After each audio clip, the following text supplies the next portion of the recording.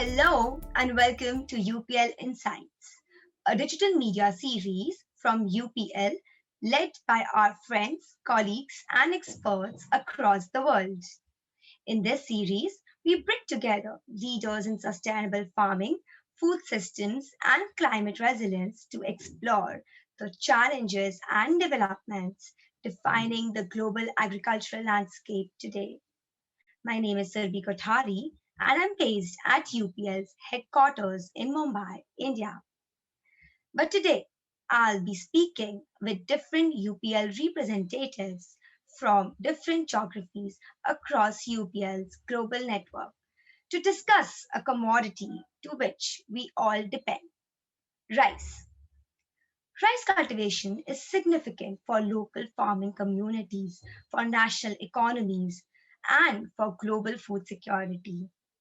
It is an important source of employment and income, particularly in rural areas, and around one fifth of our global population depend upon it for their livelihood.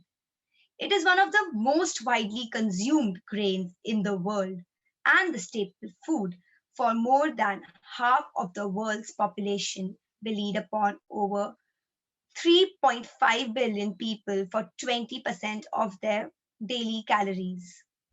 It has been cultivated for centuries, despite the fact that it is incredibly labor intensive, requires substantial water, as well as warm and humid weather conditions. Yet, even though, I'll take this para once again. It has been cultivated for centuries, despite the fact that it is incredibly labor sensitive, requires substantial water, as well as warm and humid weather conditions. Yet, even though rice is produced in around 120 countries worldwide, there are clear regional rice powerhouses that dominate global rice production, with India and China together accounting for over 50% of the worldwide rice production. And nine of the top 10 rice producing countries are located in Southeast Asia.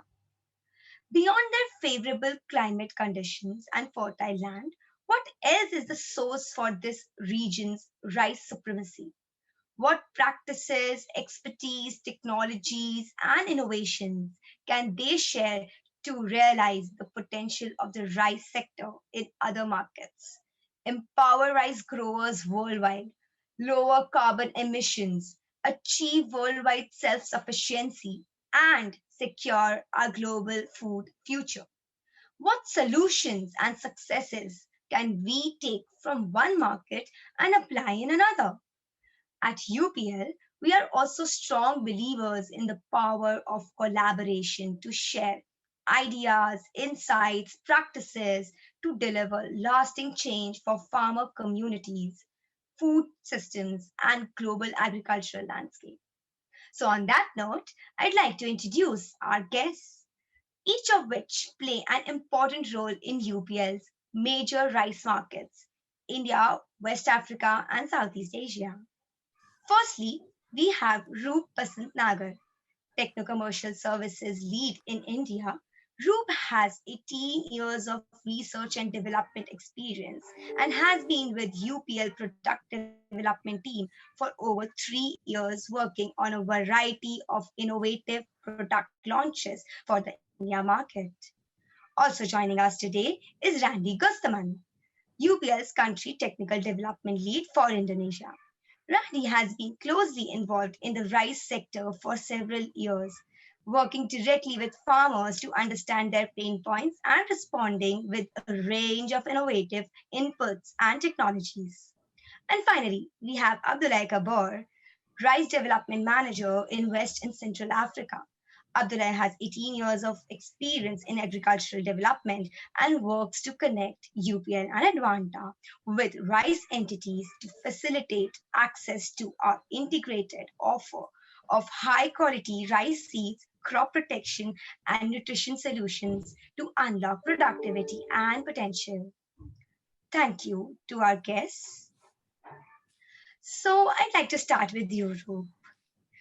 What do you think has enabled India to become not only the second largest producer of rice, but the largest exporter of the crop in the world? Yeah. So this is a great fact that India has become the second largest producer and the largest exporter in the world. The journey began from short supplies. We faced Bengal famine when we lost 6 lakhs people due to famine, and then self-sufficiency and the number one exporter in the world. There are many factors during these 50, 60 years. The big one is big support from research institute with the high yielding varieties. And today in India, we grow almost 1200 plus high yielding varieties. Out of them, 30 varieties are major, which are grown over 70% of rice production area. So these high yielding varieties has given good boost to increase the yield overall. Some other factors like farm mechanization, it has supported this in a big way. So initially, the farm sector was completely dependent on cattle-driven equipments, and now it has replaced with the very sophisticated machines we have for land preparation, improved peddlers, rotavators, which are again helping the farmer to grow more and more rice. We have combine harvesters to save the time. Some other factors like sufficient use of fertilizer, which again contributed in this higher production in India. The industry again supported the farmers and this increased production in a big way, especially the yield robbers, the weed problem, insect problem, and disease problem. So over these years, industry has provided a lot of noble chemistry to manage the weeds, insects, and diseases. Because in rice crop, you have a big problem of weed, especially as compared to the other crop, because you don't have any mechanism to go for interculture operation also. So chemical control for weed management has been the instrumental tool to control, and thanks to the industry, we have a lot of novel and new chemistry to manage this problem. So as for insect and diseases also. There was a great push from a government side also, a political push for construction of many irrigation dams, which is ensuring actually uh, availability of water. And this is how many parts of the country we have two rice seasons, which is again contributing to the production in India. Government is supporting with the MSP, minimum support price, and encouraging farmer to uh, produce more and more by increasing their income. Again, uh, government is ensuring availability of fertilizers. So there is no shortage of fertilizer in these years. And again, government has supported these processing units by providing them financially with loans and all. So the overall, this is supported in terms of making India second producer and again largest exporter in the world, especially in terms of export. So somebody can export only when they have self-sufficiency and produce those surplus amount of quality produce. And luckily in India, India is producing surplus rice and with good quality. So these are the reasons which makes India the second largest producer of rice and number one exporter in the world. And Randy, what changes have you seen in last 10 years in the development and adoption of new technologies? And how are they changing the game for local rice farmers, communities, and economies? Okay, first of all, thank you very much, Surabhi. Basically, we have known that Asia is one of the biggest area in the world that provide or produce the rice, and especially for the Southeast Asia, we have a very like a 48 million hectares for rice harvest area, and then this is a very huge area that we have to be concerned about this. And then if you look at the technology right now, it's very traditional. Yeah, we have maybe 10 years back, we will see that our technology is very traditional. But nowadays we have facing like information and technology era. So there are so many producer or agrochemical company come to us, to our farmer. They provide a lot of solution, and then UPL has a big role for this changing. Why? Because we have one of the very good technology, and then we have started in Indonesia. We call it as PDSPR. So later on we are going to, as you see in my background, yeah, PDSPR. It is one of our proud in South Asia. We are going to start in Indonesia. This is a very useful tool for the, not only for the farmer, for the all stakeholder in agriculture. Yeah, because it can identify our weeds problem, our disease, our pest, and after that it can provide a recommendation what kind of UPL have, yeah, what kind of technology that UPL have, and then provide to our farmer. And then after that, it can be connect to our retailer. So it is very useful, and then it can help the farmer as fast as he can. So that's very useful tools, Surabhi. Right. Yeah. Abdullah, I understand that earlier this year, UPL launched the Rice Race Coalition, a new cross-industry pan-African initiative to design, implement, and sustain commercial rice value chains across the continent. Please, could you tell us more about the ambition of the coalition and how it will help achieve rice self-sufficiency for the continent? Thank you, Surabhi. In West Africa, there are tremendous potential to grow enough rice to feed our growing population instead of relying on import for 40% of our rice need.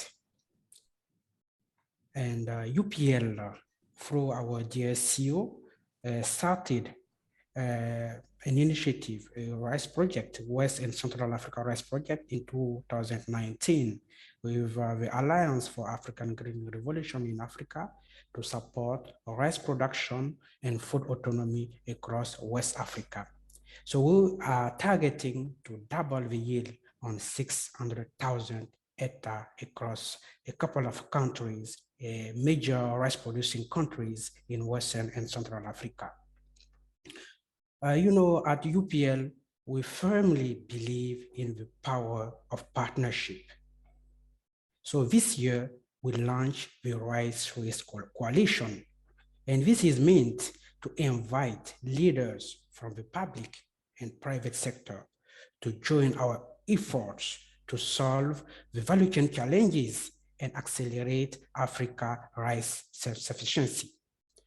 We are aiming to develop productive partnership with each organization in the comparative advantages to be able to solve the main challenges, pain point faced by farmers, faced by rice off-takers, rice millers, and to be able to provide enough quality rice at the better price to African rice consumer.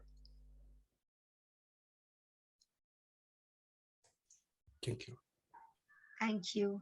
So, Roop, you mentioned about India's rice production. But what is UPL doing in India to improve farmer productivity, resilience, and livelihoods? UPL in particular has been very instrumental in this journey. UPL is doing many programs and supporting the farmer to make them resilient and improve their productivity and their income. So few examples are like ProNutiva package.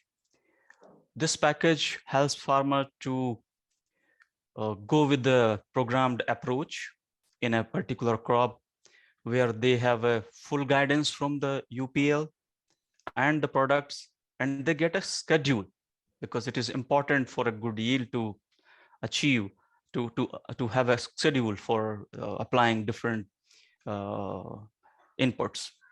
So Prontiva is the one which is increasing farmers' yield, increasing their income. And the other one is these farm services or farm mechanization. Because day by day labor shortages there, and labor cost is increasing day by day. And this is again putting pressure on the income. I mean, if more money is spent on produce, then the income will reduce automatically. So UPL is supporting the farmers in a big way through these machines on very nominal cost. They are saving a lot of time.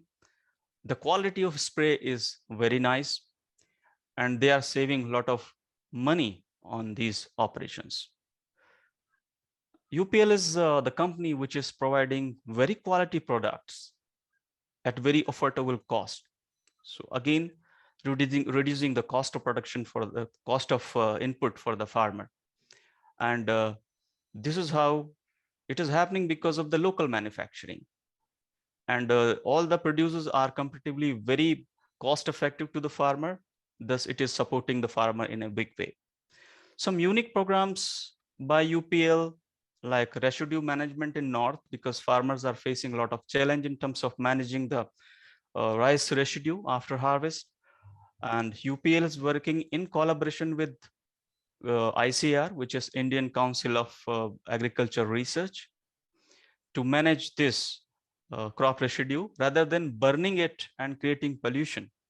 UPL is helping to spray one decomposer, and this is how the farmer is getting benefit in terms of soil health. The quality of soil will increase. It will save a lot of nutrients.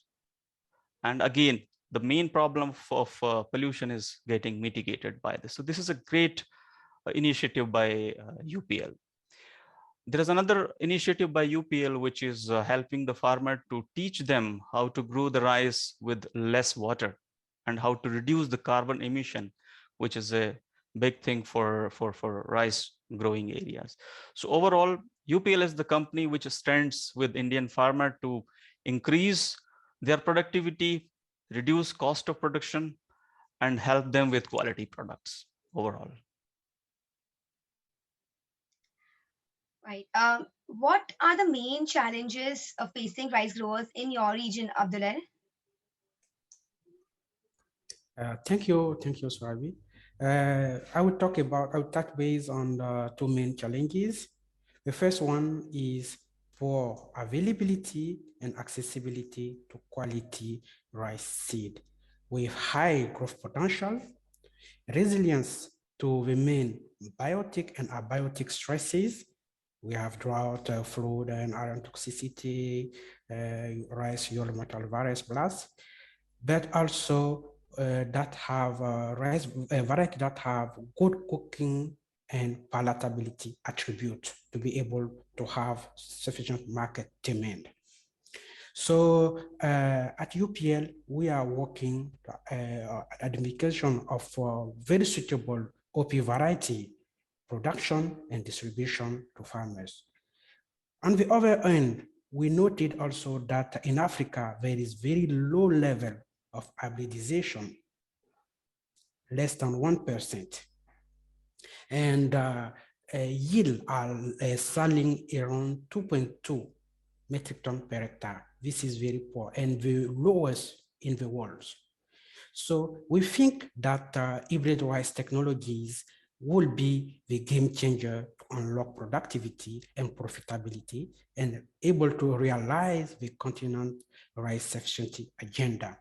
So at UPL, we are leveraging on UPL company Advanta, a good package of good portfolio of hybrid rice seed to be able to introduce, to make trial and introduce those seed to the different countries. At this moment, we are implementing a network of demonstration plot throughout 8 countries in West and Central Africa to be able to expose farmers to the value added of the hybrid technologies compared to the conventional variety, so that they can see and then they can appreciate the value and be able to uptake it. The second pain point is high weight pressure. In the rice growing ecology environment, farmers are increasing facing resistance of some weed to the mainstream herbicides they have been using. And the cost of labor also is increasing because there is labor shortage for manual weeding. There is no accessibility of mechanical weeder in Africa.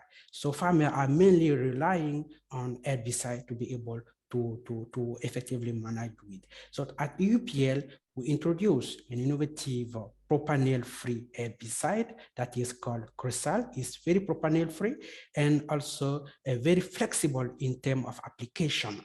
So the window of application is large enough to enable farmer to apply. So we are also introducing this new technology, this new product to the network of rice farmers across different ecologies in West and Central Africa, so that they can see how this product can help them solve these pain points about high weight pressure. And we are receiving very interesting feedback from the farmers who have been exposed to this innovative product in West and Central Africa. So, Randy, while we're talking about the challenges, and earlier you spoke about the innovative products, and Abdul also touched upon it.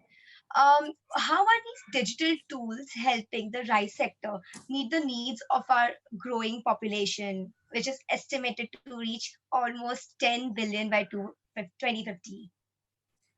Yes, it is a very interesting question because like Indonesia also has a big population. So it means that we need more rice production. And then because of that, UPL tried to provide the technology.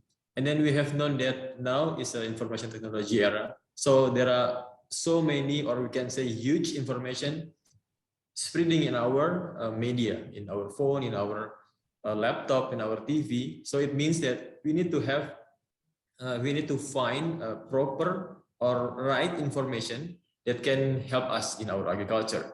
So UPL try here in now is Padi XPR.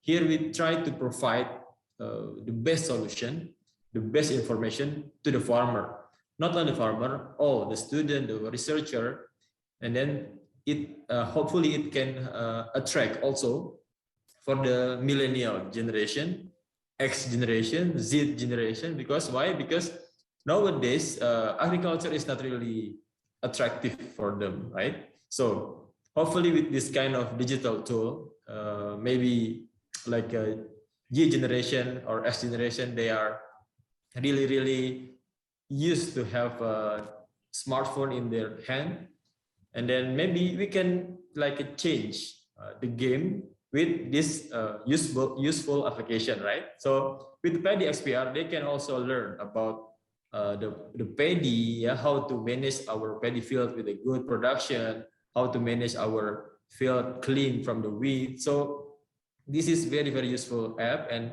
it can help very much for our increment, for our productivity of the rice. So it can help us make a sufficient food for our next generation, and hopefully for 10 billion also it can have a contribute as well. Thank you. Roop, what social, political, and environmental factors have enabled countries in Asia to dominate the rice sector, especially as production has stalled in other parts of the world? Yeah, it's interesting. So Asia produces almost 90% of total rice production in the world. So this shows the dominance of Asia. And this is because of socially, our generations have been surviving over a couple of centuries on this crop. In these countries, it's not only a food grain, but it's a part of culture, especially if I talk about India in particular. So this is I mean, you will see rice everywhere where you have any auspicious thing. So this is treated more than merely a food grain. So it is very much involved in each and everything in our social life. And if I talk about the diet of Asians, so Asia depends on rice basically, and we must grow what we eat. This is how we have to grow more and more rice. And with this thought, the Asia is leading in the world and having its dominance. In future also, the population of Asia is increasing by 1.8% per year. And this again, this prediction gives us indication that we have to produce more and more rice to feed our populations in the future also. So these are the social implications and the factors which make this region dominance in rice production. If I talk politically, so rice is very essential for food security of any Asian country, and government is always very agile to have eye on this. They have to ensure that rice production should be on top priority to feed the current need as well as the future need of the local population. The other thing which impact politically this, because uh, in these democracies in Asian region, the political nerve is held by the farmers and the rural background. So government will always support for farmers to have hold politically on their region. So they will always support rice production in terms of providing them all the inputs, especially fertilizer, felicitating them with the water availability, with construction of many irrigation projects. And this is how Asia is number one, and it's having dominance in rice production. Environmentally, Asia is made for rice, I would say, because the warm and humid environment is very supportive to rice production.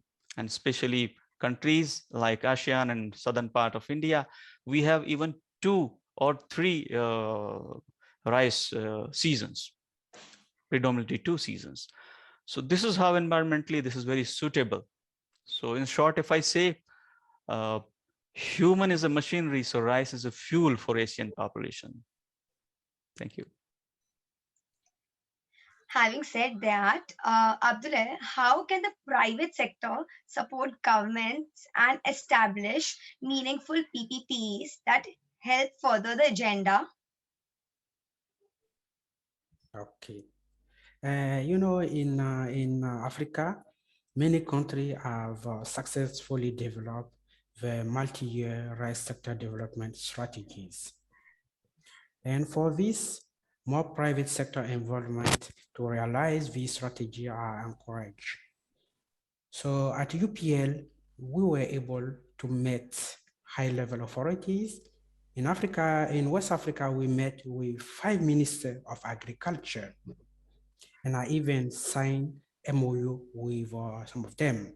So this is meant to lend UPL a long-standing expertise and also leverage on our comprehensive portfolio solution of seed, crop protection, crop nutrition solution to support the different countries in the implementation of the National Rice Sector Development Strategy.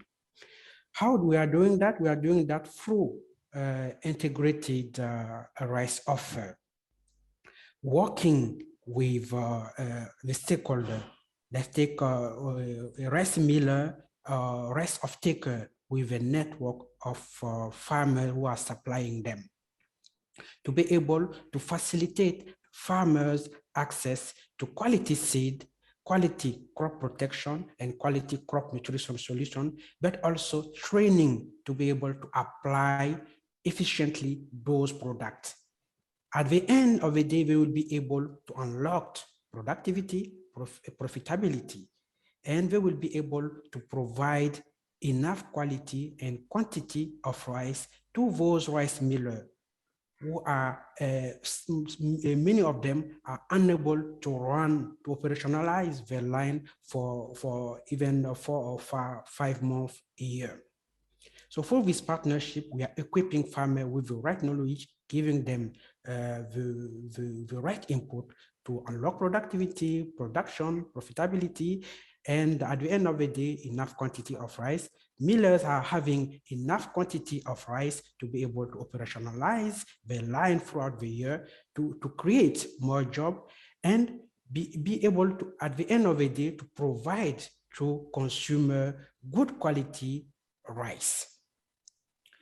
So we already kickstarted this integrated rice program in Mali, doing the same for Ivory Coast, and we are in a good direction to develop it for the other countries in West and Central Africa.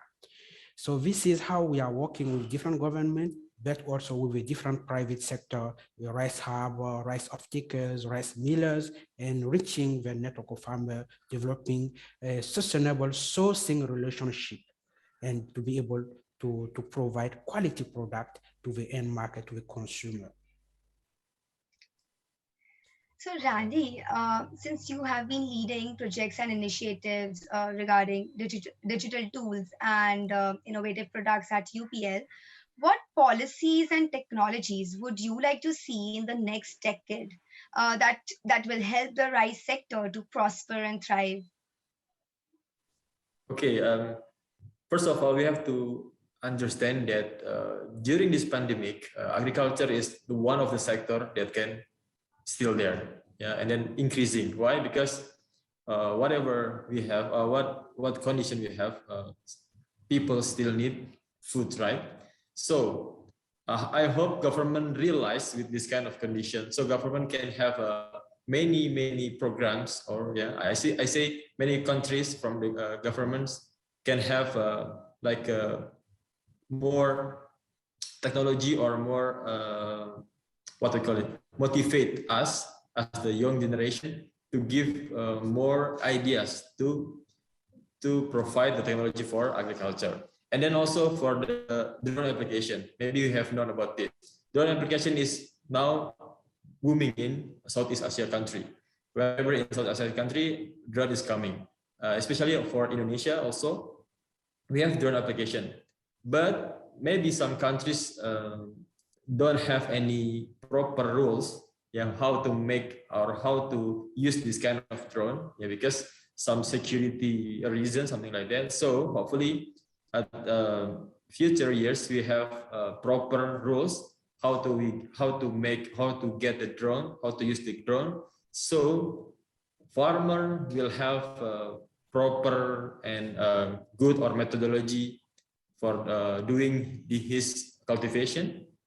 And then also other technology that really suitable for country-wise. Maybe some country like Indonesia not really advanced like India or Japan or China. So each government should know or understand each country. So it's like a country-wise country. So it will have a very good technology that really suit with the traditional of each country. Hopefully that. Thank you, Abdoulaye, Roop, Randy, for your insights into UPL's global work to help the global rice sector and its farmer prosper and thrive. For the full series of UPL Insights episodes, follow UPL Global on Spotify, Apple Music, or wherever you get your podcasts.